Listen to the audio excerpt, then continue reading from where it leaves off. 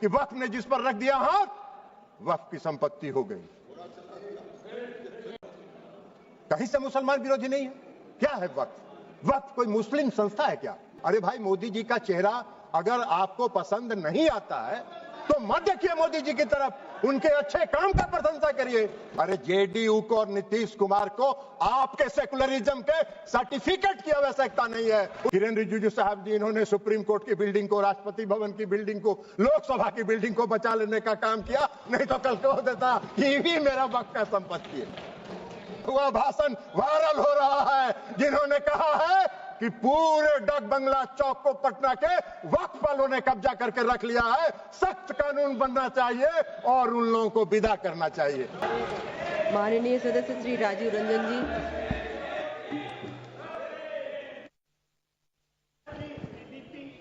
अरे हाँ, याच्यानंतर तुम्ही ना क्या सेटिंग हुआ? आपका सोर्सेस अच्छे नहीं, आपका सोर्सेस अच्छे नहीं। सभापति महोदया, वक्फ संशोधन विधेयक 2025 पर चर्चा हो रही है और चर्चा के प्रारंभ से ही ऐसा माहौल बनाने का प्रयास किया जा रहा है कि जैसे यह कोई वक्फ संशोधन विधेयक जो है ये मुस्लिम विरोधी है। और ये आज से नहीं है। जब ये वक्फ संशोधन विधेयक इस सदन में पेश हुआ था, जेपीसी में जाने के पहले, तब से ये नैरेटिव बनाने का प्रयास किया जा रहा है पूरे देश में, और पूरे देश का माहौल खराब किया जा रहा है यह बता के कि यह मुसलमान विरोधी है। कहीं से ये मुसलमान विरोधी नहीं है, कहीं से मुसलमान विरोधी नहीं है। क्या है वक्फ? वक्फ कोई मुस्लिम संस्था है क्या? वक्फ एक तरह का ट्रस्ट है, जो ट्रस्ट मुसलमानों के हक में काम करने के लिए बनाया जाता है। मुस्लिम कोई धार्मिक संस्था नहीं है वक्फ। ऐसा नैरेटिव बनाया जा रहा है जैसे यह कोई मुसलमान, हाँ, उस ट्रस्ट को यह हक है, उस ट्रस्ट को यह अधिकार होना चाहिए कि वो मुसलमान समुदाय के हर वर्ग के साथ, चाहे वो महिला हो, पुरुष हो, गरीब हो, अमीर हो, पिछड़े हो, अति पिछड़े हो, सभी वर्ग के लोगों के साथ न्याय करे, जो नहीं हो रहा है। क्या है वक्फ? वक्फ तो एक धार्मिक संस्था नहीं है, विनियामक है और प्रशासनिक निकाय है जो मुसलमानों के हक के लिए काम करती है। आज उसको नैरेटिव बनाया जा रहा है। क्यों नैरेटिव बनाया जा रहा है? आप मोदी जी को कोस रहे हैं। अरे भाई, मोदी जी का चेहरा अगर आपको पसंद नहीं आता है तो मत देखिए मोदी जी की तरफ, उनके अच्छे काम का प्रशंसा करिए, यही काम करिए। लेकिन मोदी जी ने जो आज काम किया 2013 में, जो आपने पाप किया था, उस पाप को समाप्त करके आज मोदी जी ने पारदर्शिता लाने का काम उसमें किया है। आपको क्या दिक्कत हो रहा भाई? हाँ, ये अलग बात है कि आपको मोदी जी पसंद नहीं है तो नहीं है, तो मत रहे, लेकिन देश की जनता मोदी जी को पसंद करती है और इसलिए मोदी जी पारदर्शिता के साथ समाज के हर तबके के लिए काम करने का काम करते हैं। ये पाप आपका है और आपके उस पाप को आज मोदी जी ने आपके चंगुल से, उस गिरोह से निकाल के आम मुसलमानों की तरफ उसको फेंक दिया है उसके काम करने के लिए। तो ये आपको खराब लग रहा है? क्यों खराब लग रहा है भाई? ये खराब लगने की कोई चीज तो है नहीं। आप मुसलमानों के कल्याण के विरोधी हैं क्या? आप मुसलमानों के कल्याण के लिए अगर मोदी जी ने कोई काम किया तो उसकी प्रशंसा करनी चाहिए थी। लेकिन आपको आज क्या है? आज इस देश में दो तरह के लोग इस वक्फ संशोधन विधेयक के खिलाफ हैं। एक वैसे लोग जो अपने वोट के लिए धार्मिक मामलों का इस्तेमाल करते हैं, वो इसके विरोध में हैं और वो इसके विरोध में माहौल खड़ा कर रहे हैं। और दूसरे वैसे लोग हैं जिनका इस पर वक्फ पर कब्जा था, वो अपने कब्जे को चंगुल से जाते हुए देखकर आज इसके विरोध में खड़ा है। क्या है भाई? क्यों विरोध कर रहे हैं भाई? इस संशोधन के इस संशोधन के विरोध का क्या कारण है? कोई कारण नहीं है। वक्फ का जो पूरा कार्यकलाप है, वक्फ का जो पूरा वर्किंग है, उस वर्किंग में तो कहीं से इस संशोधन में हस्तक्षेप करने का कोई अधिकार नहीं है।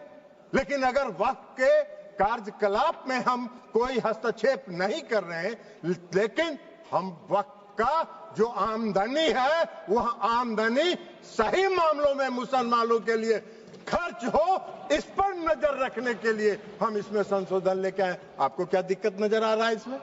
इसलिए कि आपको लग रहा है कि नजर में तो आप चढ़ जाएंगे, नजर में तो आपके चढ़ जाएंगे, अब आपका वो चलेगा नहीं जो गिरोह आपका कब्जा में था। मुसलमानों के हक में काम होगा, बेहतर प्रबंधन होगा, धन के दुरुपयोग को रोका जा सकेगा और सिर्फ उसके कार्यकलाप पर निगरानी रखने का तंत्र विकसित किया जा रहा है। इसमें आपको कोई विरोध का आधार नहीं है। और ये नैरेटिव अगर आप बना रहे हैं पूरे देश में, तो अपने लाभ के लिए, अपने राजनीतिक लाभ के लिए, अपने वोट के लिए आप इसका इस्तेमाल कर रहे हैं।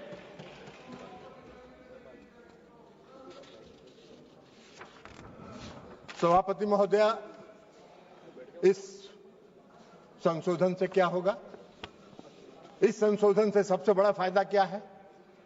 आज मुसलमान समुदाय के अंदर, ये नैरेटिव तो आप बना नहीं रहे हैं, मुसलमान समुदाय के अंदर पसमानदा समाज के भी लोग हैं। आप जरा बताइए हमको, पूरे देश भर का उदाहरण देके बताइए कि पसमानदा समाज का वक्फ पर कोई है? वक्फ में उसका बेचारे का कोई शे है? कितनी बड़ी आबादी है पसमानदा समाज की, उसका कोई शे है? आप पूरे देश में, आपके नेता, कांग्रेस पार्टी के नेता पूरे देश में चिल्ला चिल्ला के कह रहे हैं जातीय गणना कराइए, जनगणना कराइए। तो कराइए, तो मुसलमान के पसमानदा के आप खिलाफ कहां हैं? अगर उनको हक दिया जा रहा है और उनको अधिकार दिया जा रहा है। आपको बता देते हैं, आपको बता देते हैं, आपकी सेकुलरिज्म की एक कांग्रेस पार्टी के एक नेता का कल हम देखे अखबार में एक बयान छपा हुआ है कि जेडीयू सेकुलर पार्टी है, उसको देखना है। अरे जेडीयू को और नीतीश कुमार को आपके सेकुलरिज्म के सर्टिफिकेट की आवश्यकता नहीं है, उसकी आवश्यकता नहीं है। आपको हम एक बात बता देते हैं, सेकुलरिज्म की आपकी परिभाषा है समाज को वोट के लिए बांटो, भावना की राजनीति करो और वोट लेके देश पर राज करो और राज करो। यह आपका सेकुलरिज्म का परिभाषा है। नीतीश कुमार जी का और जेडीयू के सेकुलरिज्म की परिभाषा है कि बिना कोई विवाद किए हुए काम करो, समाज के हर वर्ग के लिए काम करो। आपने तो इस देश में बहुत दिन शासन किया। आपको एक मिनट सुनिए, जयप्रकाश जी आपको बता देते हैं, बिहार में नीतीश कुमार जी 20 साल से बिहार के मुख्यमंत्री हैं। आजादी के बाद से आपने कब तक शासन किया? कांग्रेस पार्टी ने बिहार में कब तक शासन किया? आजादी के बाद से नीतीश कुमार जी ने 20 वर्षों में मुसलमानों के हक में जो काम किया, आजादी के बाद से आज तक नहीं हुआ। क्या हुआ? मुसलमानों के लिए नीतीश कुमार जी ने तालमी मरकज बनाया, हुनर योजना चलाई। भागलपुर दंगा हुआ था, किसके राज में हुआ था? वेणुगोपाल जी आपके राज में हुआ था। क्या न्याय किया था आपने मुसलमानों के लिए? नीतीश कुमार जी ने एनडीए के राज में भागलपुर के दंगा पीड़ितों को न्याय देने का काम किया। यह काम नीतीश कुमार जी ने किया। आपका सेकुलरिज्म की क्या परिभाषा है? नीतीश कुमार जी ने पूरे बिहार के कब्रिस्तान की घेराबंदी करा दी। आप तो आजादी के बाद से इतना दिन शासन किए, कौन सा काम आपने किया बिहार में और मुसलमानों के हक में, ये बता दीजिए। लेकिन नीतीश कुमार जी वोट के लिए राजनीति नहीं करते हैं और नीतीश कुमार जी ने मुसलमानों के हक में बिहार में जितना काम किया, भारतीय जनता पार्टी उसकी भागीदार रही। भारतीय जनता पार्टी के समर्थन से ये काम हुआ। आप कहां खड़े हैं जयप्रकाश जी? ऐसे ही चिल्पो करते रहिए, कुछ होना जानी नहीं है। तो इसलिए आज वक्फ संशोधन बिल के माध्यम से मुसलमानों के पसमानदा समाज के मुसलमानों के लिए, जो पिछड़े वर्ग के मुसलमान हैं, जो गरीब तबके के मुसलमान हैं, जो मुसलमान में भी सबसे निम्न वर्ग के मुसलमान हैं, उनको भी आज न्याय देने का काम हो रहा है। तो आपको चिल्पों बम मचा रहे हैं, आप हल्ला कर रहे हैं, आप नैरेटिव सेट कर रहे हैं, जैसे लगता है कि इस देश में कोई तूफान आने वाला है। अरे तूफान नहीं आने वाला है। इस देश के पसमानदा समाज के मुसलमान कल नरेंद्र मोदी के साथ खड़े होंगे कि इनके शासनकाल में हमको न्याय मिला। आप कहां नजर आइएगा, नैरेटिव सेट करते रहिए। और उसके बाद आप बताइए, महिला सशक्तिकरण की बात करते हैं, बड़ा चिल्लाते हैं महिला सशक्तिकरण के लिए कि महिलाओं को सशक्त करना है, कांग्रेस पार्टी महिलाओं को सशक्त करती है। अरे कहां महिलाओं को? मुसलमान समुदाय में महिला नहीं है क्या? मुसलमान समुदाय में महिला नहीं है? आज अगर मुस्लिम समुदाय के महिलाओं को वक्फ के साथ जोड़ा जा रहा है, आपको क्यों विरोध हो रहा है? मुस्लिम समाज के महिलाओं को भी सशक्तिकरण का हक है, उनके सशक्तिकरण का भी काम प्रधानमंत्री नरेंद्र मोदी जी की सरकार ने किया। इस वक्फ संशोधन विधेयक के माध्यम से आपका नैरेटिव सेट कर रहे हैं पूरे देश में, जैसे लगता है मोदी जी मुस्लिम विरोधी हैं। मोदी जी पारदर्शी, मोदी जी सेकुलरिज्म, जिस तरह नीतीश कुमार जी ने बिहार में सेकुलरिज्म स्थापित किया, प्रधानमंत्री नरेंद्र मोदी जी भी पूरे देश में सेकुलरिज्म को लेकर आगे चल रहे हैं। समाज के हर तबके के साथ, समाज के हर वर्ग के साथ, देश के हर राज्य के साथ एक साथ काम करके उसको विकसित करने का काम कर रहे हैं, इसलिए कि उनका विजन, उनकी सोच व्यापक है। वो विकसित देश बनाना चाहते हैं, आत्मनिर्भर भारत बनाना चाहते हैं। आप देश को संकुचित रखना चाहते हैं, देश को बांट के वोट के लिए धर्म के आधार पर वोट को बांटना चाहते हैं, जो आपका चलने वाला नहीं है। अभी चर्चा हो रही थी, बहुत लोगों ने कहा इस संशोधन के माध्यम से डीएम को अधिकार क्यों दे दिया गया।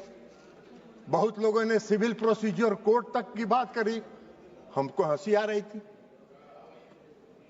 सीपीसी से क्या लेना देना है? गाय का सील भैंस में, भैंस का सील सिंह जो है गाय में लगा रहे हैं।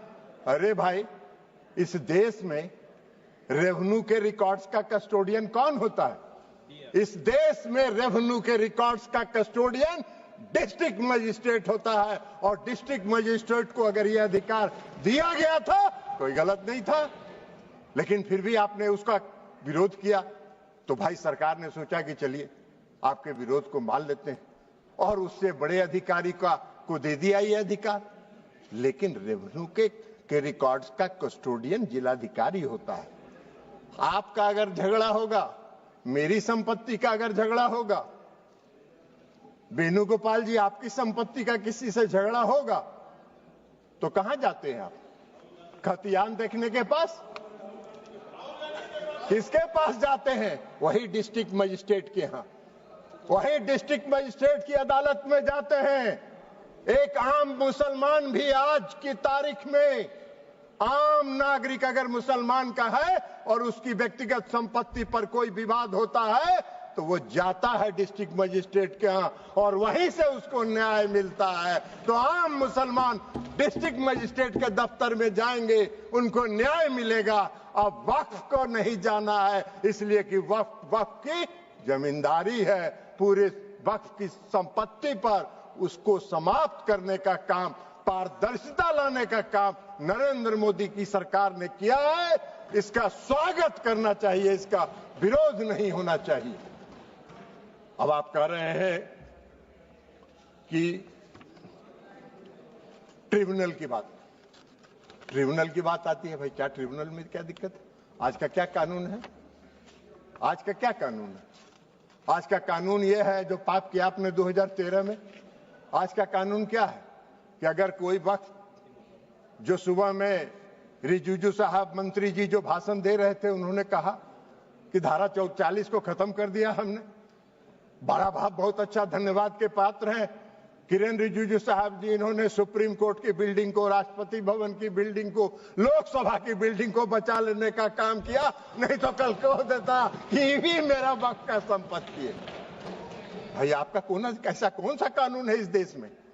इस देश में ऐसा कहीं कानून होता है? कोई प्रजातांत्रिक, हम आजादी के बाद से इतने दिनों से इस देश को चला रहे हैं, कौन सा इस देश में ऐसा कानून है कि वक्फ ने जिस पर रख दिया हाथ, वक्फ की संपत्ति हो गई? अभी सेकुलरिज्म के इनके सहयोगी हैं, जिनके आजकल वेणुगोपाल जी, जिस पार्टी जो है जिसकी पिछलग्गू बनी हुई है, आज उनका भी वायरल हो रहा है।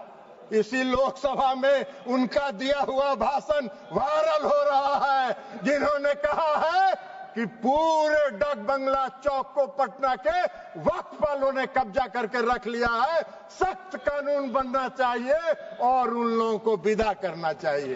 तो यही तो आपका है, यही आपका है, वायरल है। जरा बाहर निकल के वेणुगोपाल जी देख लीजिए, नहीं हो तो बोलिएगा हम भेज देंगे, मेरे पास भी है, हम भी भेज देंगे आपको, देख लीजिएगा। तो आप वक्फ की संपत्ति को अगर आज समाप्त कर दिया उस धारा को, तो बड़ा बढ़िया काम किया। हम धन्यवाद देते हैं रिजिजू साहब के, जिन्होंने इस देश को बचा लिया और इस देश के कई लोगों को इस शिकंजे में फंसने से बचा लेने का काम इन्होंने किया है, इसलिए हम उनको धन्यवाद देते हैं। अब ट्रिब्यूनल की बात है। ट्रिब्यूनल का क्या था भाई? कल इस कानून के तहत ट्रिब्यूनल में जाइए, ट्रिब्यूनल में जाके आप साबित करिए कि वक्फ का संपत्ति नहीं है, ये मेरा संपत्ति है, और उसको 5 साल तक 10 साल तक ट्रिब्यूनल सुनता रहेगा, और एक बार ट्रिब्यूनल फैसला दे दिया कि वक्फ वाले सही है, अब फिर कहीं नहीं जाइए, फिर उसी में रिवीजन फाइल करिए। यही तो आज का कानून था, जिसको खत्म करके इस सरकार ने पारदर्शिता लाने के लिए सिर्फ इंडिविजुअल को भी नहीं, अगर वक्त को भी कोई शिकायत है तो वह भी अपील में जा सकता है, उसको भी आजादी मिल गई है।